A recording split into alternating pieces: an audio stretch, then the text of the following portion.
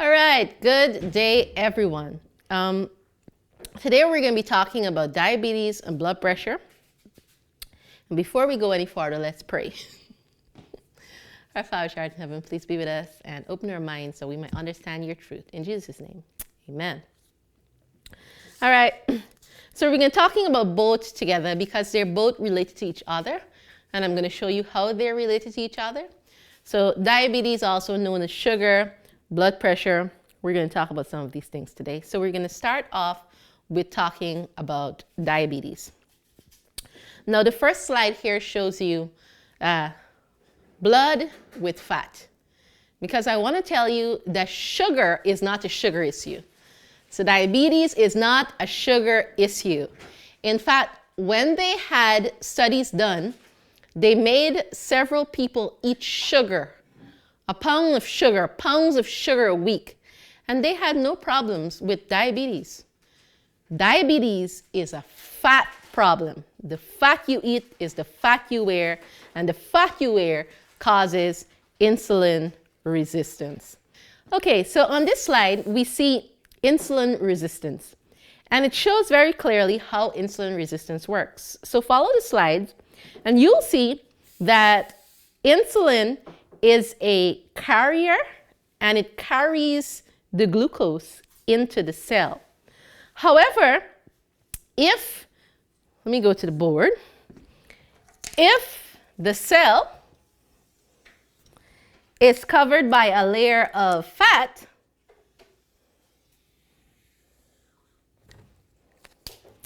then the insulin there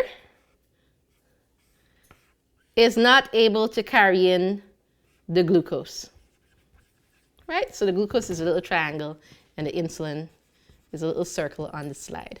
And so as it comes toward the cell, it reaches a layer of fat. And so the receptor sites cannot be reached. And because these receptor sites can't be reached because there's a layer of fat, then glucose builds up. Glucose builds up outside of the cell, and you have high blood sugar. And not only is glucose built up outside of the cell, but insulin as well is right there. But the insulin can't do its job. So the problem with sugar is not a problem of sugar so much as it's a problem of insulin resistance because of this layer of fat. So let's continue talking a bit more about insulin resistance, and let's see how and what it does. So it causes damage not only to the insulin receptors so that they can't move, but it also causes damage to the heart and to the sodium pumps. So let me go back to the board here and draw for you a cell wall. So a cell wall has a phospholipid bilayer, and this phospholipid bilayer keeps water and fats together.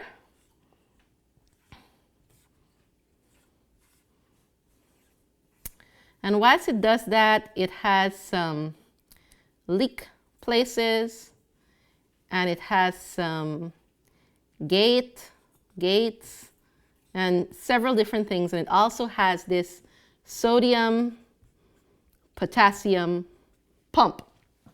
So this is outside of the cell, so the extracellular area. And this is inside of the cell. And this cell has in here potassium and magnesium in highest amounts. It does have some sodium, but a little. Outside of the cell, in the extracellular area, there is chlorine, there is sodium, and there is calcium. And there's a potential across this cell membrane, and the potential is overall negative. And it has to be kept negative. That's the equilibrium that it's kept. And it's kept so because these pumps keep pushing potassium in or sodium out or calcium in or chlorine in to keep a negative potential, because the negative potential allows electricity to travel. And so it allows the neurons to fire, and that's how the neurological system works. It's just little electric pulses. And in order for those pulses to go, there must be an overall negative, it's about negative 70 in terms of voltage on this cell membrane. However, when you have, like here, a layer of fat on the cell, then these channels, these gates, these pumps are blocked and they can't do what they're supposed to do. And so the electrical level drops or goes up. You end up having hyperkalemia or hypercalcemia, depending on sodium and potassium. You end up causing havoc, and because the electrical levels either goes down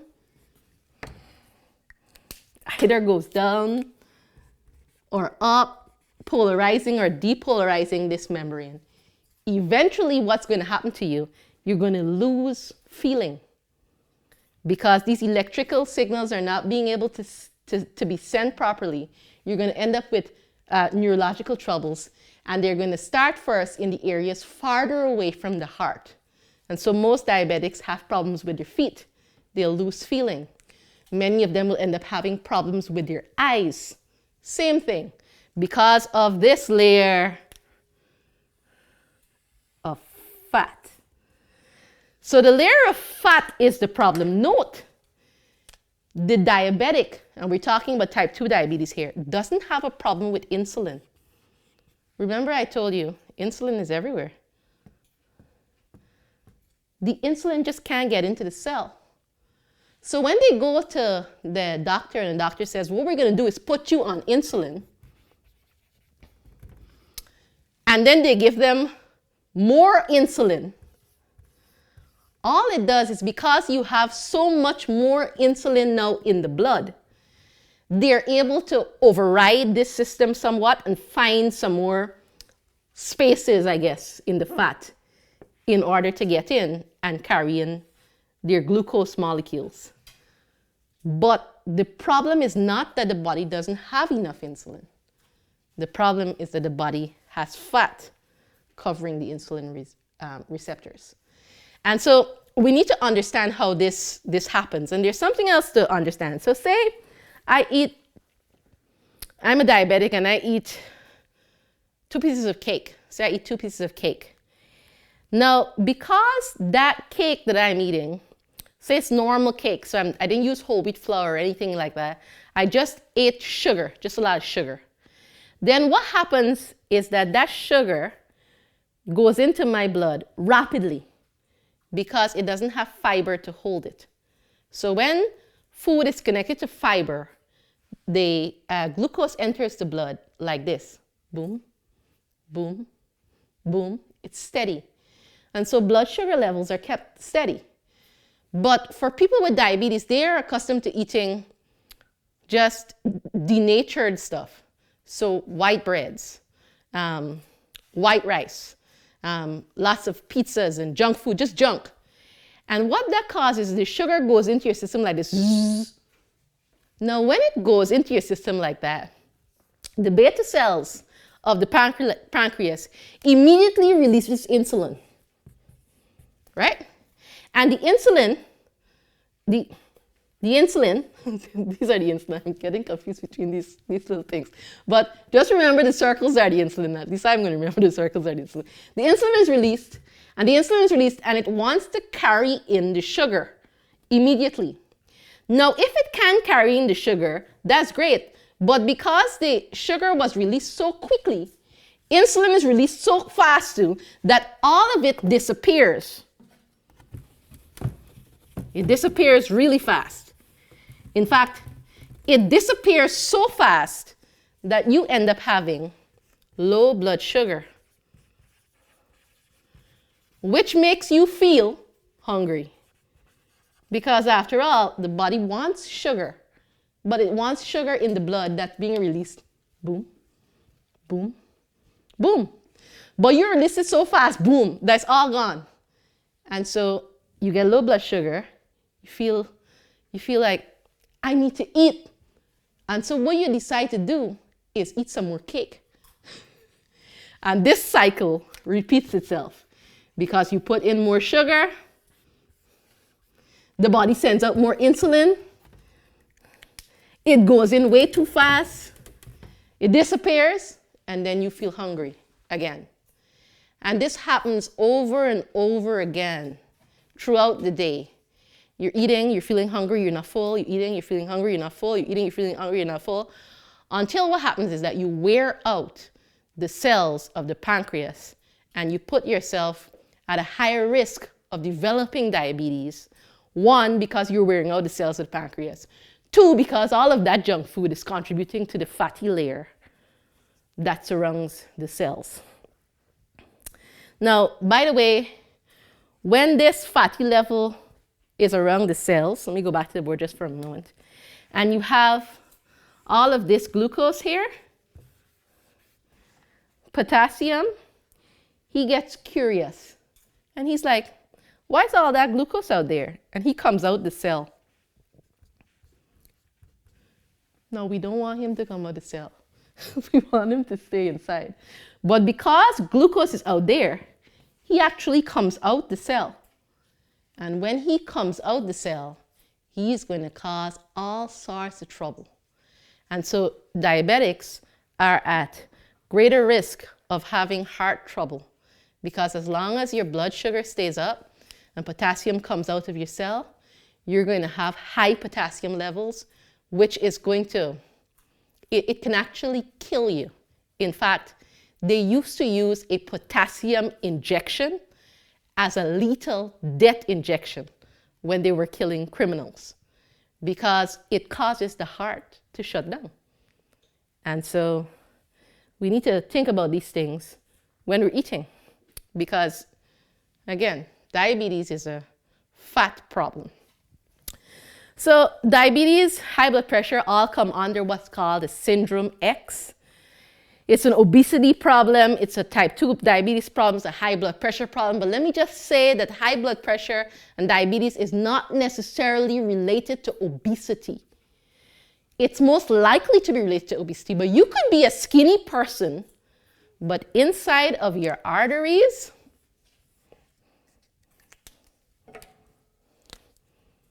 has fat.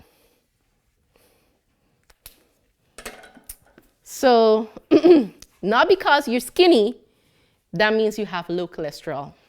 You could be skinny and have very high cholesterol. You just have good genes. So you want to keep that in mind. Dr. Blaylock in his book, Health and Nutrition Secrets, says, as soon as a person develops insulin resistance, free radical generation and lipid peroxidation begin to rise. This is the reason why so many diseases are associated with diabetes. So let me say that again. When you get this problem of insulin resistance, then you increase free radical damage, oxidation. What does that mean?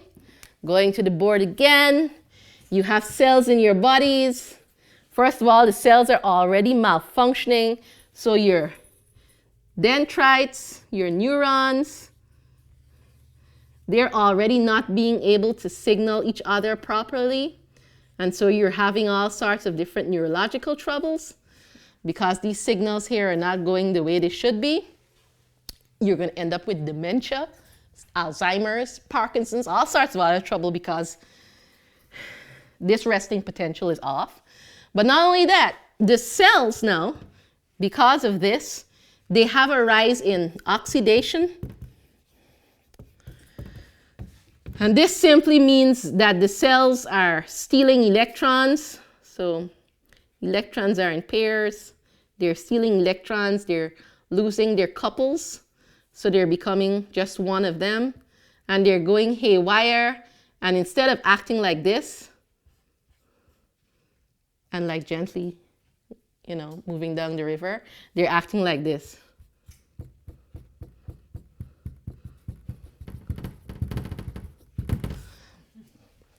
Insanity. And when they start doing that insanity, as you can see on the screen, it shows you very clearly comparison between a normal cell and a cell with oxidative stress.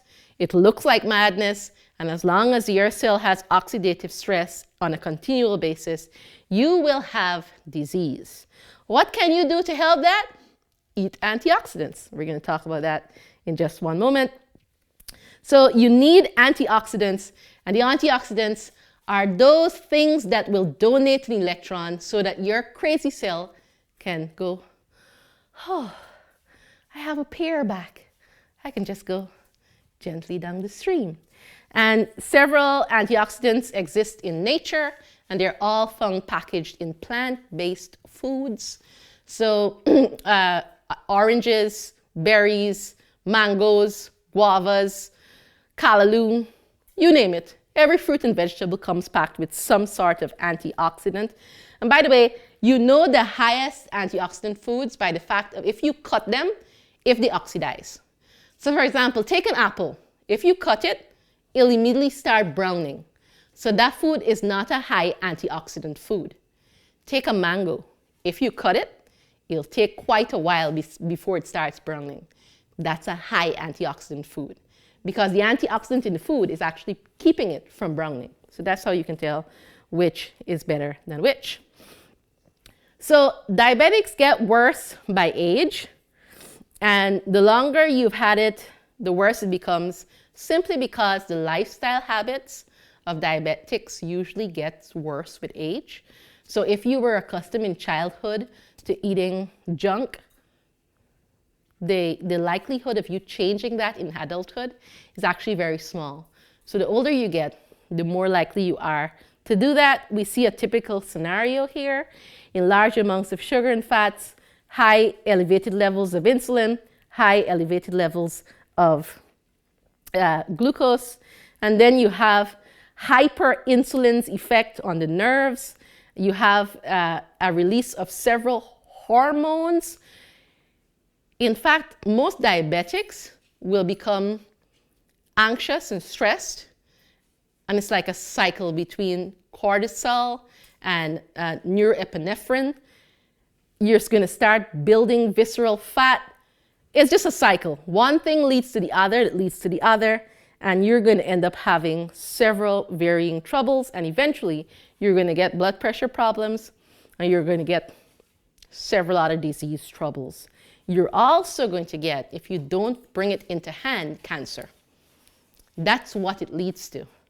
Because when everybody's covered with fat and the electrical signals aren't working anymore, the body is actually going into a state of extremes, and that extreme will lead to several diseases.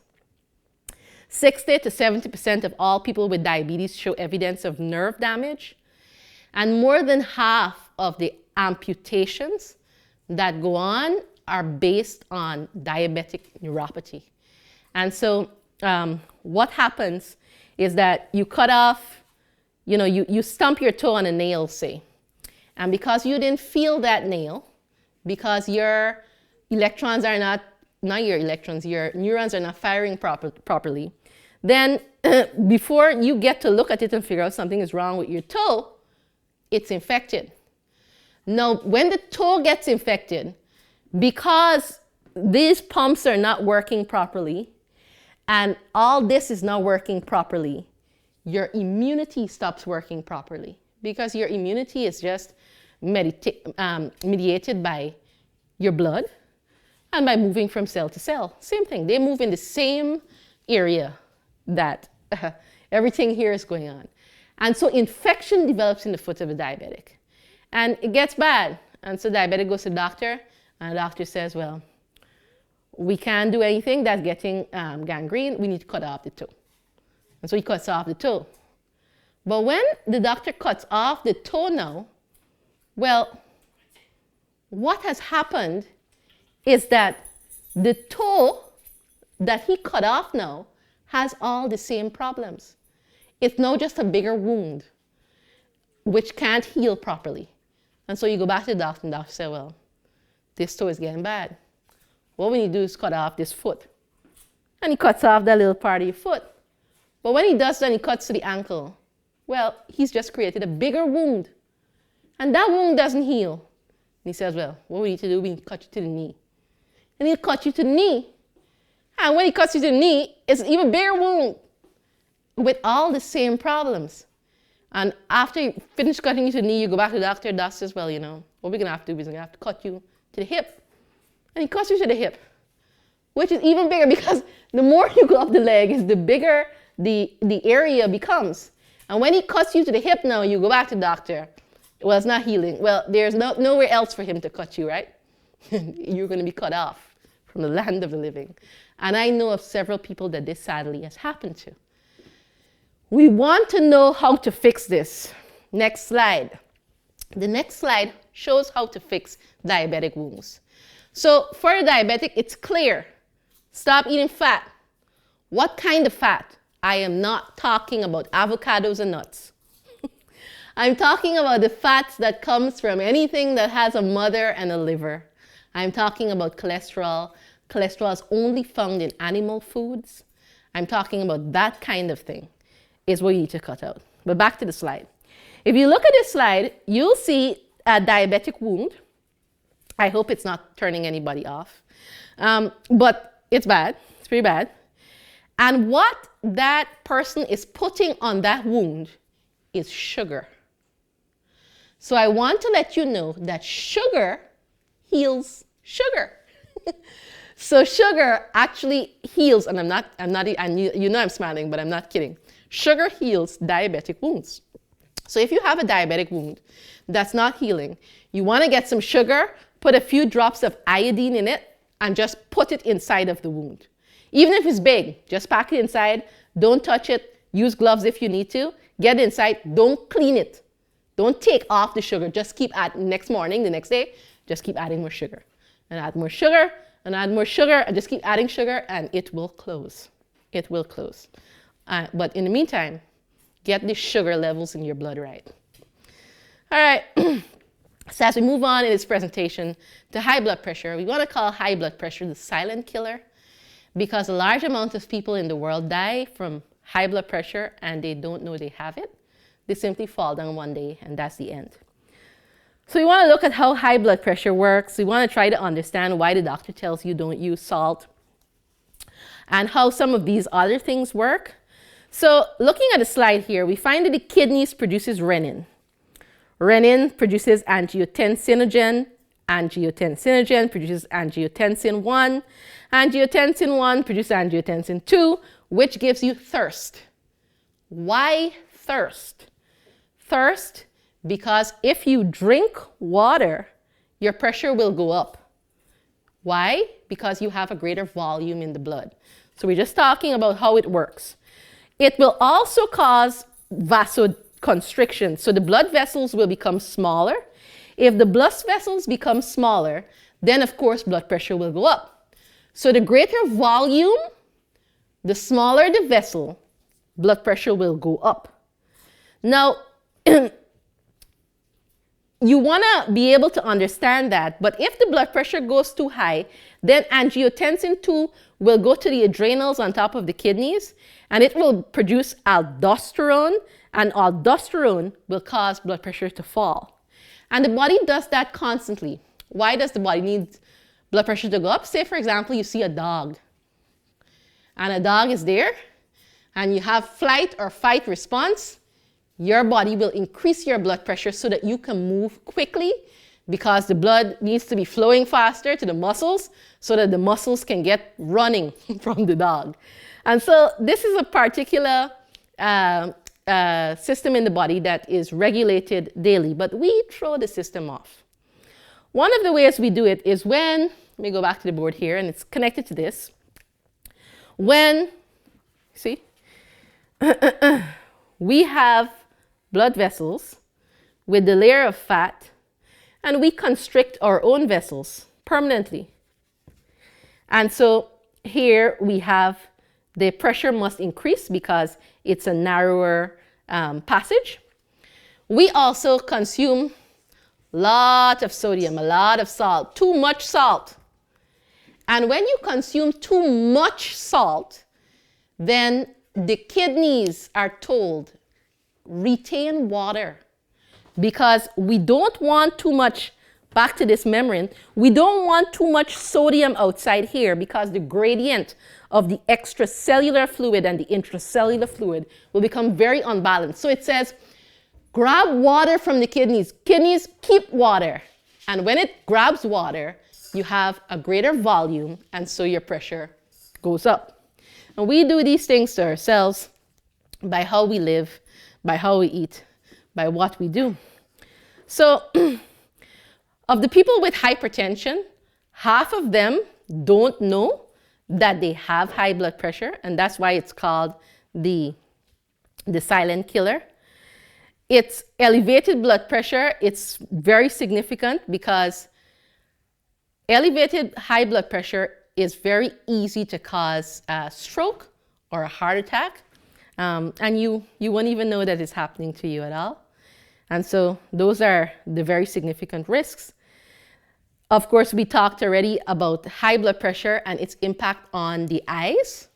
And so not only diabetes has an impact on the eyes, but high blood pressure has an impact on the eyes, has an impact on the kidneys. So those with high blood pressure they're not able to manage it. They will end up having kidney failure because, again, the kidneys are part and parcel of the regulatory body for the amount of volume of liquid in the system.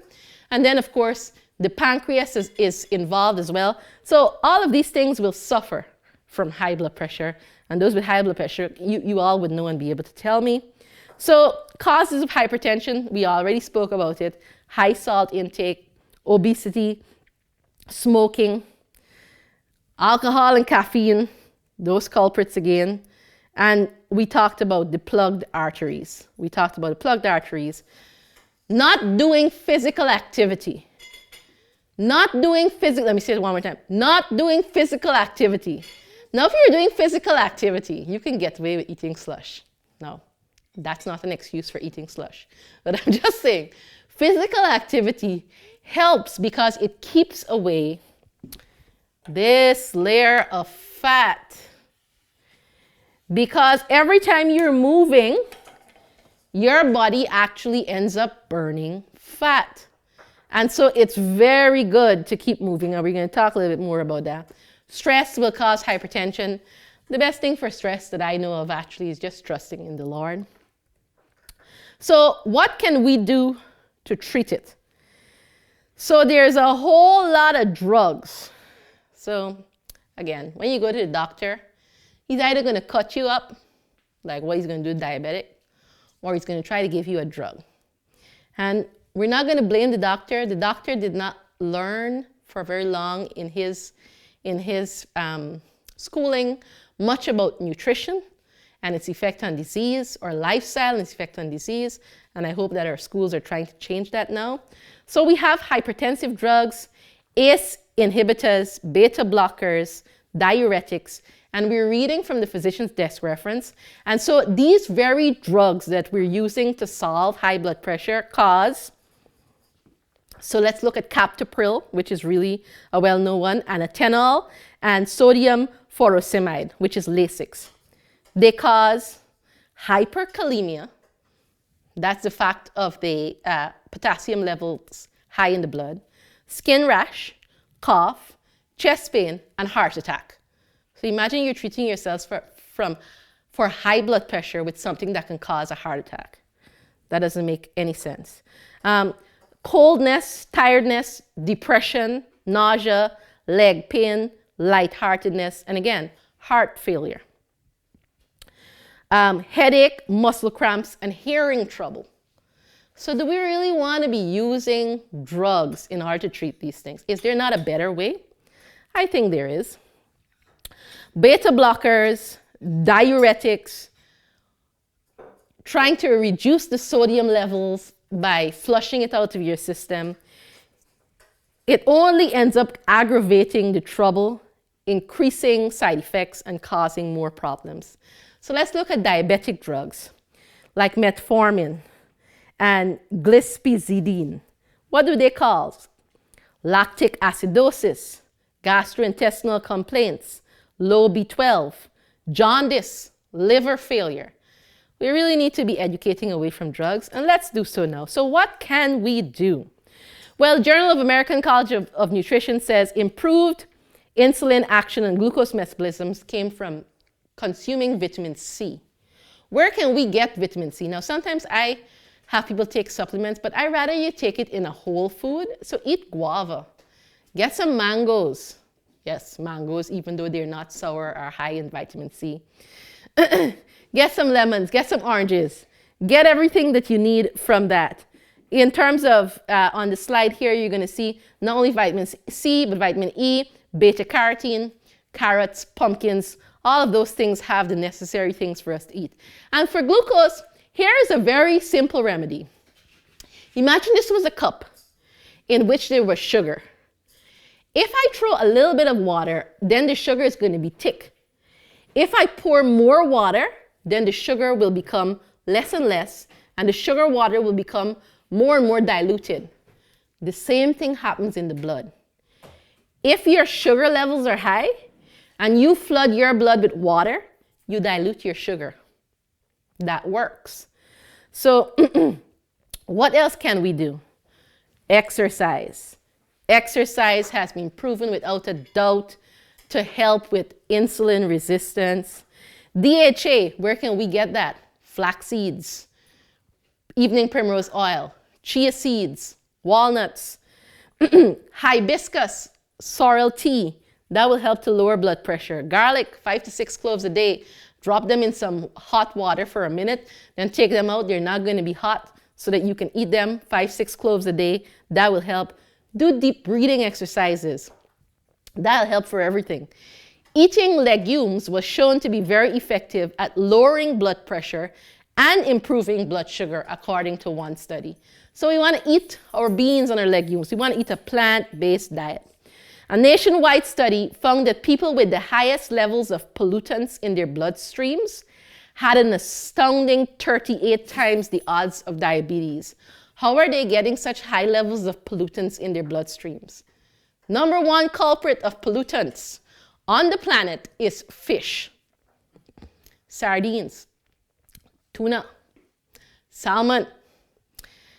If you're consuming fish, you're having a trouble because fish is in our waters and we have polluted our waters, and so the fish is polluted, and the magnification that happens in the flesh walls of fish is tremendous, so that our number one way of being affected by mercury, DDT, all the other pesticides that come off the land and everything else is by eating fish.